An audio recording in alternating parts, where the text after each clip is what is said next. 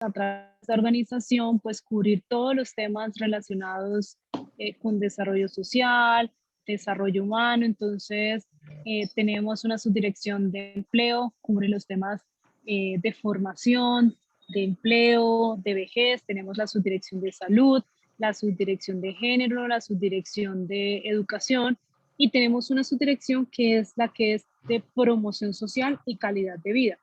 Dentro de los temas de la subdirección de promoción social y calidad de vida, cubre los temas de pobreza y focalización. Entonces, cubrimos temas de políticas y de instrumentos. Y dado que el principal instrumento, así lo establece desde la ley 60, desde la 715, es que el gasto social debe buscar priorizar a los más pobres y focalizarse, y establece además que el DNP debe propender por el desarrollo de herramientas que permitan una asignación del gasto social progresivo. Es por eso que nosotros desde la Dirección de Desarrollo Social pues diseñamos el CISBEN desde la década de los 90. Es en ese sentido, tenemos una misionalidad, es acompañar, cubrir todas las políticas sociales. Dentro de ese cubrimiento que hacemos a la política social, la ley, desde la misma Constitución, existe un referente en que tenemos que garantizar que ese gasto sea progresivo, que beneficie a los más pobres, y es por eso que en ese sentido se desarrolla este instrumento de focalización individual que es el CISBEN. Ok, gracias. Sí, habíamos investigado sobre qué parte del DNP se encarga de esto y encontramos justamente en el artículo 38 que la subdirección de promoción social y calidad de vida pues era esta. ¿Hay alguna otra rama que se ocupe de eso o esa rama es la que se ocupa de todo lo que tiene que ver con el SISBEN, de crearlo y manejarlo? Entonces, dentro de la estructura del DNP está alojado ahí en esta subdirección, pero lo que establece la norma es el CISBEN. Tiene competencia la nación y los territorios. Entonces, el CISBEN es un instrumento que es con responsabilidades compartidas, nación y territorios. Dentro de la nación está el DNP, dentro de los territorios están las alcaldías. Las alcaldías tienen una oficina del CISBEN, y pasa lo mismo con las gobernaciones que tienen un administrador departamental. Entonces, aquí estamos compartiendo esta labor con los tres entes, pero a nivel nacional, digamos que lo hacemos a través de la subdirección de promoción que hace parte de la Dirección de Desarrollo Social. Ok, entonces como una alianza con todas las entes territoriales. Exacto. Vale. ¿Quién alimenta el SISBEN con datos? Sí, básicamente la base de datos, ¿cómo se crea? Bueno, entonces, la base de datos es una base de datos que se consolida a nivel, espera un segundo, disculpa.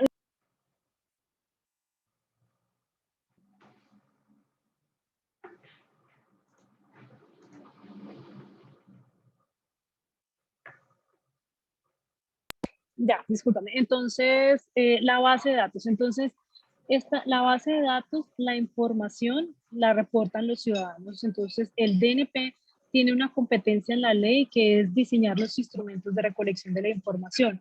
Nosotros, pues, hacemos una encuesta, definimos una encuesta, las variables que se van a recolectar. Los municipios son quienes tienen que aplicar esas encuestas. Entonces, el levantamiento de la información lo hacen las entidades territoriales a partir de todos los lineamientos que establezca Planeación Nacional, las preguntas que se deben recoger, con qué tipo de calidad, cómo debe ser la conformación de los operativos de campos. Esos son los lineamientos que se establecen desde el nivel nacional a través de Planeación Nacional, y los municipios a través de sus oficinas, pues ellos lo que hacen es contratar unos encuestadores. Entonces, ¿cómo ha funcionado esto? Esta es la cuarta versión del CISBEN. Nosotros empezamos en la década de los 90. Siempre que hay una actualización de la información del CISBEN, lo que hacemos son unos operativos de barrido. Eso es lo que nosotros decimos que es.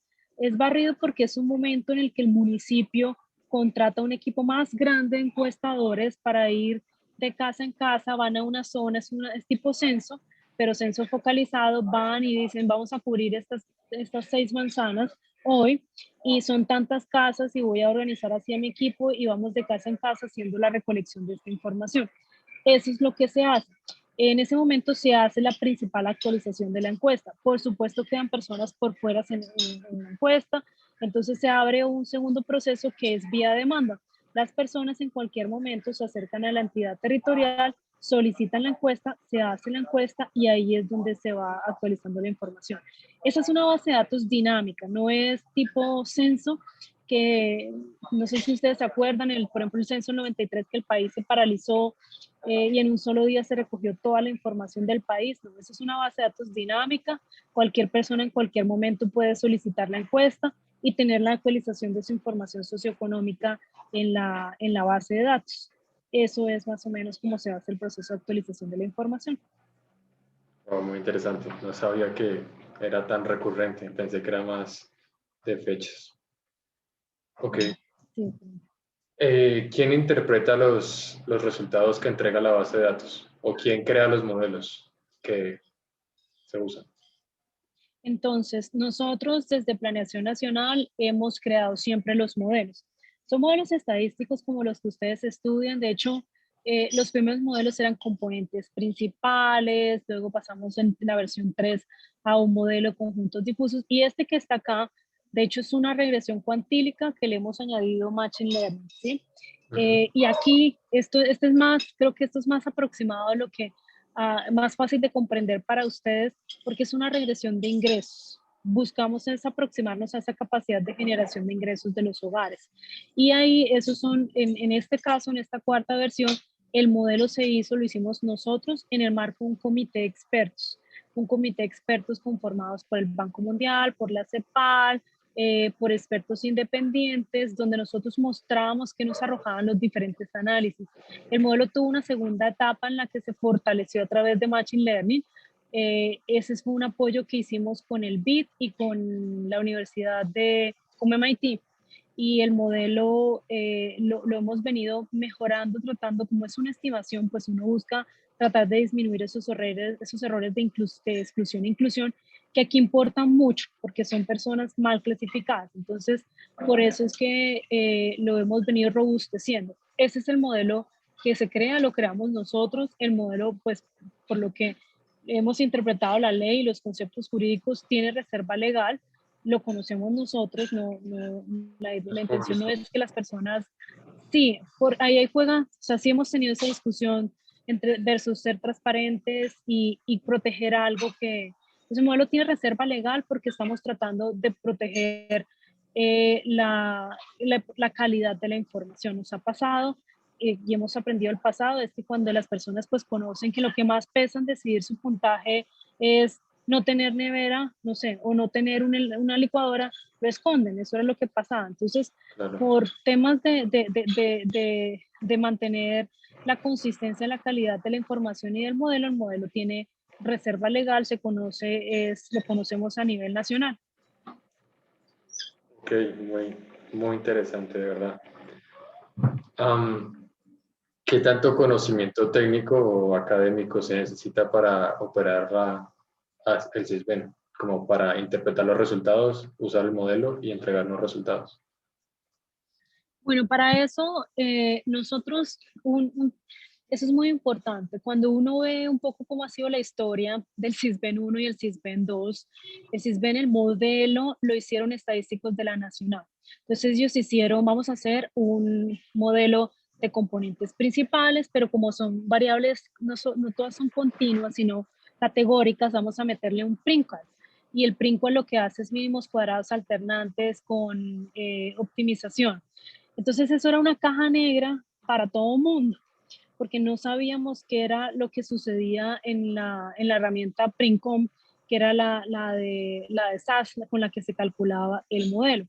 Entonces, si uno ve en ese momento, pues teníamos unos pesos, eh, son los pesos que se manejaban, entonces para socializar está bien, pero para entender y para tratar de analizarlo más críticamente es muy difícil si no conocemos a profundidad el procedimiento. En esta última versión, pues tratamos es justamente de que al menos un grupo de expertos, ese comité de expertos, pues entendiera un poco qué arrojaban los resultados, que fuéramos críticos a la hora de analizar esos resultados.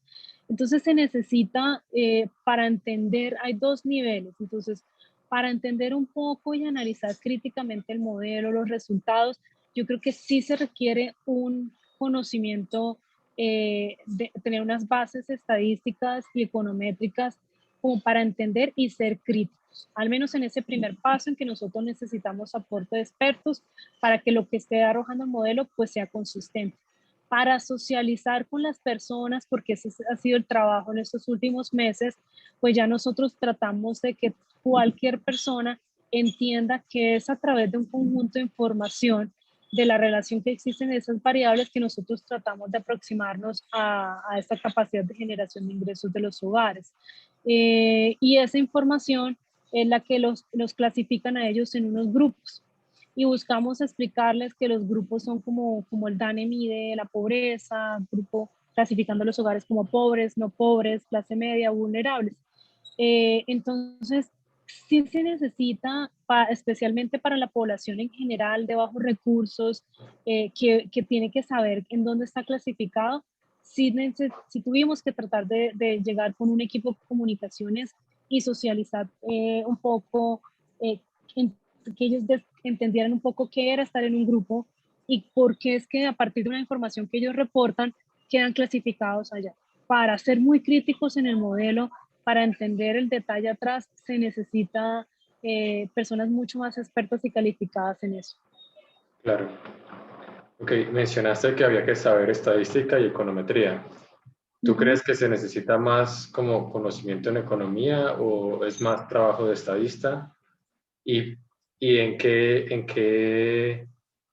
parte, en qué parte del proceso de usar el CISBEN es más necesario? Porque se alimenta con datos a través de las encuestas a los municipios, después se interpreta antes de interpretar se opera, como que el modelo tiene que pues usar econometría. Entonces, en qué parte del proceso se usa más econometría, teoría económica o estadística? Yo creo que, mira, el equipo que nosotros tuvimos para diseñar el algoritmo es un equipo de estadísticos y de economistas.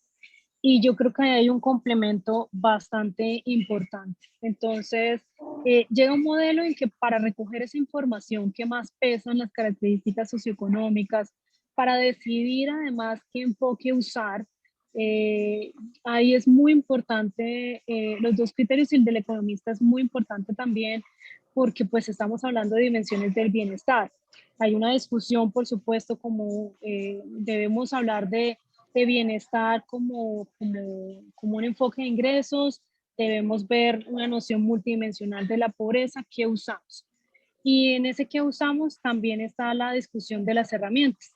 Nosotros nos fuimos por un enfoque y aquí hay varios criterios. Cuando uno está haciendo toda esta herramienta hay varios criterios a considerar, los diferentes enfoques, pero también un poco la discusión, cuál es el consenso, qué quiere la población. Entonces, la población quiere que su CISBEN le mida no solamente estándar de vida, sino ingresos. Esas son discusiones de economistas y cualquier economista que ha participado en estas discusiones de bienestar dice, bueno, ¿qué debería medir el CISBEN?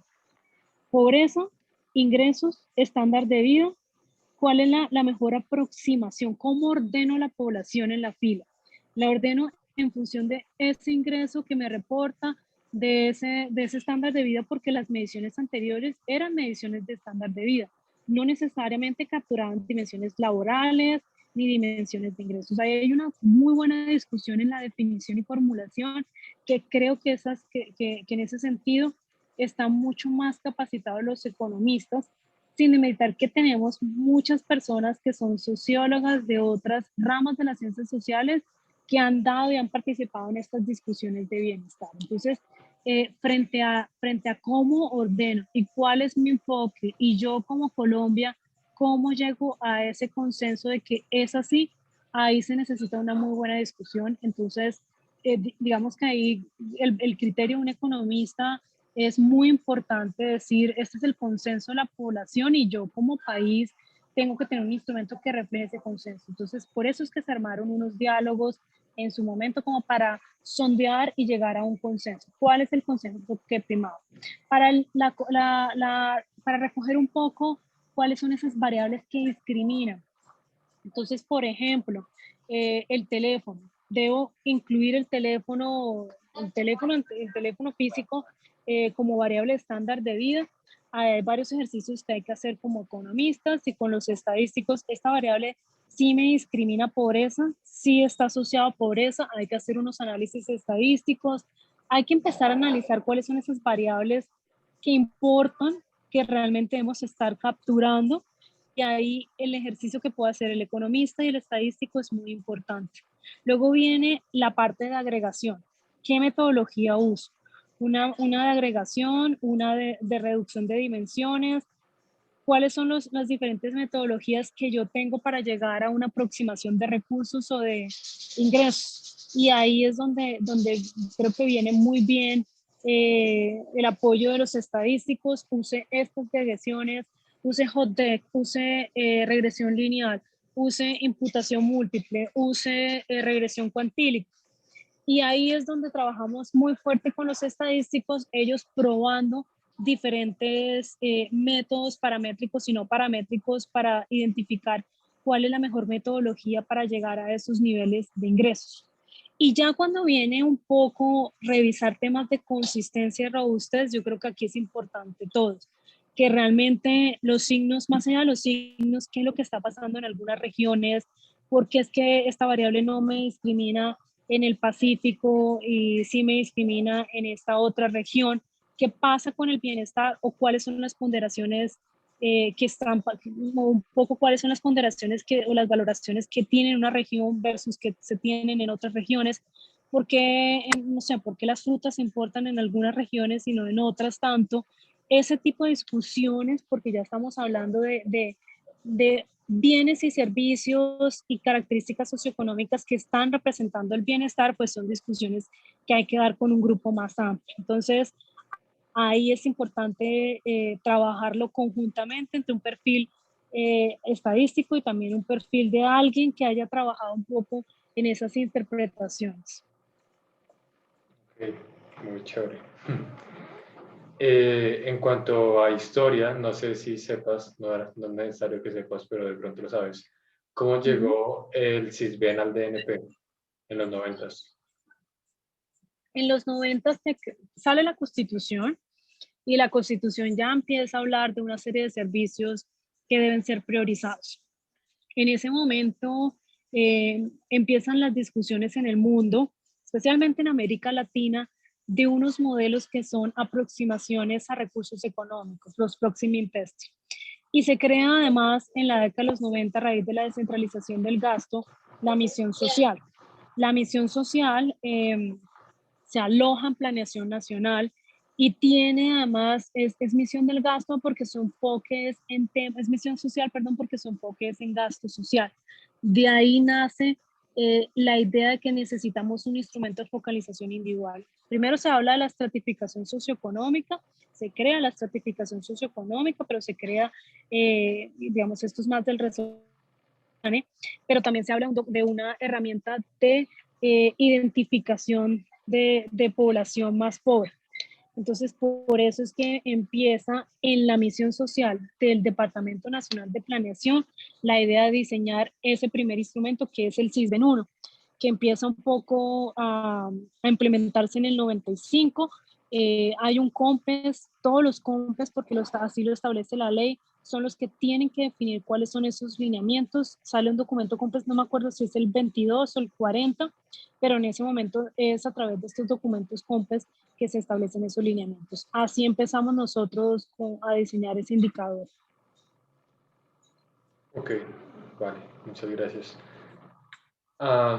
Respecto a teoría económica, no sé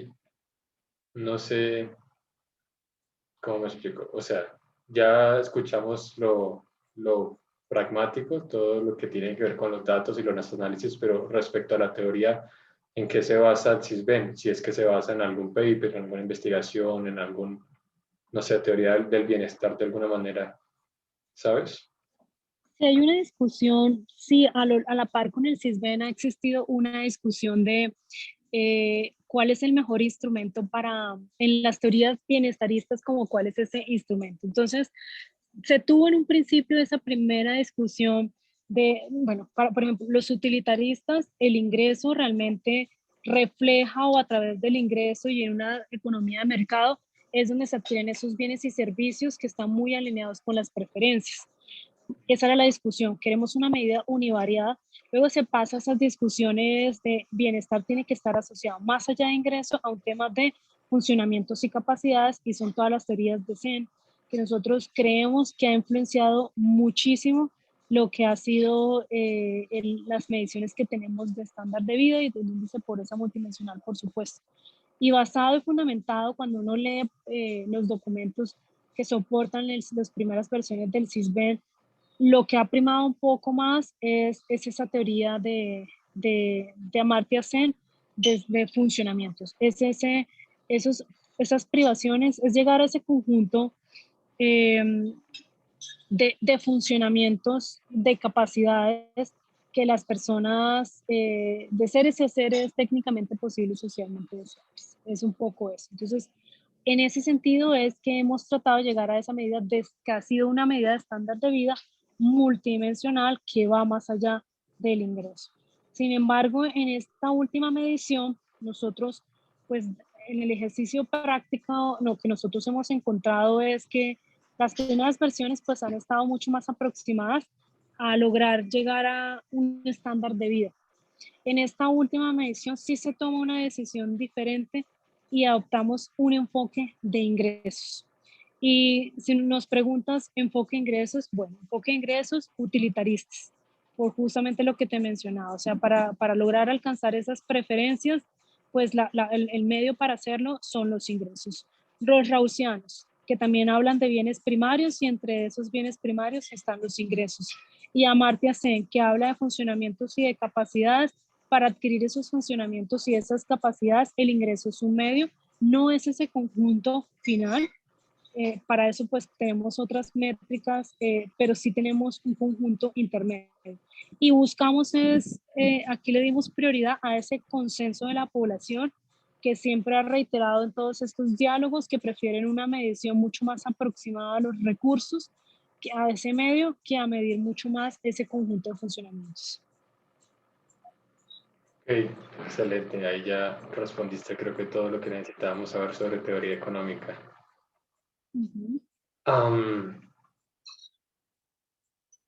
No sé qué, algo que quieras decir, qué ves a futuro en el CISBEN, qué tal te ha parecido esta última, la cuarta versión del CISBEN respecto a las anteriores. ¿Sí fue correcto enfocarse un poco más en el ingreso en esta ocasión? Sí, yo creo que sí es correcto. Lo que sí vemos, sí, sí es correcto, porque lo que sí vemos es que en Colombia sí existe. De hecho, hicimos dos ejercicios. Nosotros dijimos, bueno, vamos otra vez a preservar el concepto multidimensional. Cuando uno mira el concepto multidimensional, pues las variables que inciden en el ingreso, en esa generación de ingresos, son las mismas variables multidimensionales. O sea, en Colombia existe una estrechísima relación entre mediciones multidimensionales y el ingreso. Por eso, aquí estamos guardando, de cierta forma estamos guardando y preservando los mismos conceptos que teníamos inicialmente.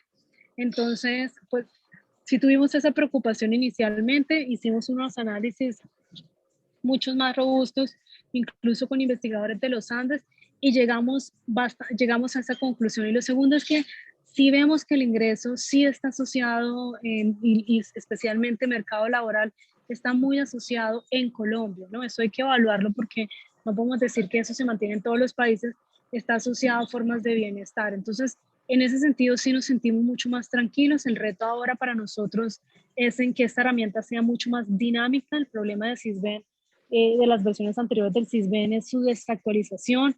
No es una base de datos dinámica, es una base de datos que se recogió en 2008, en el caso de CISBEN 3, y no se había actualizado. Las personas no están acostumbradas a actualizar la información necesitamos lograr interoperabilidad con otros registros sociales para que la base sea muy dinámica. Y eso implica, si realmente logramos hacer eso, pues yo creo que ya vamos a ir avanzando hacia la forma en que se focalizan en países como Europa Central, que también tienen sus propias transferencias, pero ya deja de depender tanto de estas encuestas y tiene información real que ya se está recolectando en Colombia. Es que esta herramienta tenía todo el sentido hace en los 90, donde no teníamos registros de personas, no teníamos la pila, el CIMAR, registros uno a uno. Ahora hay que hacer uso de esa información y de alguna u otra forma tiene que ser clave para tener una herramienta actualizada. O sea, el gasto social y lo que es impresionante, pero la herramienta es muy decisiva en la focalización en el combate a pobreza.